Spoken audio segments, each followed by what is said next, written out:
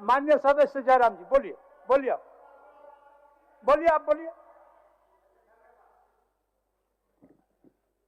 धन्यवाद। महामहिम के अभिभाषण की सराहना करने के साथ साथ अभिभाषण के विपक्ष में कुछ बातें रखना चाहता हूं। माननीय राज्यपाल के अभिभाषण क्रम संख्या 6 में केंद्र सरकार से 1,36,000 करोड़ वापस लाने की बात कही है और सही भी है, और हर एक राज्य को उसका बाकी पैसा मिलना चाहिए, उनका हक मिलना चाहिए। लेकिन अध्यक्ष महोदय, मैं आपके माध्यम से सरकार से पूछना चाहता हूं कि राज्य के सभी बैंकों ने मिलकर 2019 से 2024 तक 5,55,018 करोड़ रुपए दूसरे राज्यों को भुगतान करने का कार्य किया है।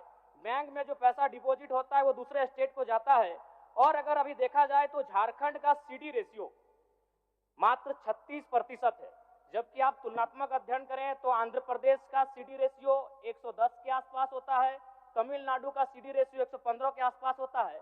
अगर और सबसे महत्वपूर्ण बात कि बैंकर समिति के अध्यक्ष माननीय मुख्यमंत्री होते हैं, अगर इस पैसे को हम लोग बचा के अपने राज्य में ले आते हैं तो लोन के माध्यम से यहाँ के युवा, यहाँ के महिलाओं को अगर निर्गत कराते हैं तो बहुत बड़ी समस्याओं का निदान होगा। इसलिए मैं चाहता हूं कि सत्ता का ध्यान इस ओर आकृष्ट हो।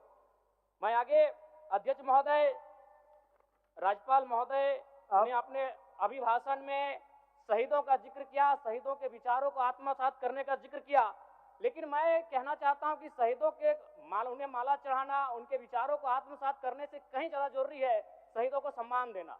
मैं एक झारखंड, चूंकि माननीय मुख्यमंत्री भी झारखंड आंदोलनकारी के सुपुत्र, आज वो मुख्यमंत्री हैं, मैं भी एक झारखंड आंदोलनकारी का बेटा हूं, आज मैं विधायक के रूप में आपके बीच हूं, लेकिन आज असंख्य झारखंड आंदोलनकारी के परिवार है जो आज छत बिछत हो चुका है। इसलिए मैं चाहता हूं जिस प्रकार एसटी आरक्षण, ओबीसी आरक्षण और एससी आरक्षण, ईडब्ल्यूएस आरक्षण के साथ झारखंड आंदोलन की लड़ाई लड़ने वाले आंदोलनकारियों के परिवार को, आश्रितों को 5% आरक्षण की व्यवस्था की जाए, ये मैं सदन से मांग करता हूं। अध्यक्ष महोदय, थोड़ा सा और समय लूंगा। अब हो गया जयराम, जब सरकार का उत्तर होना है, अब सरकार, फिर बाद में फिर सेकंड पारी में मौका मिलेगा। मान्यवर 30 सेकंड, मान्यवर 30 सेकंड।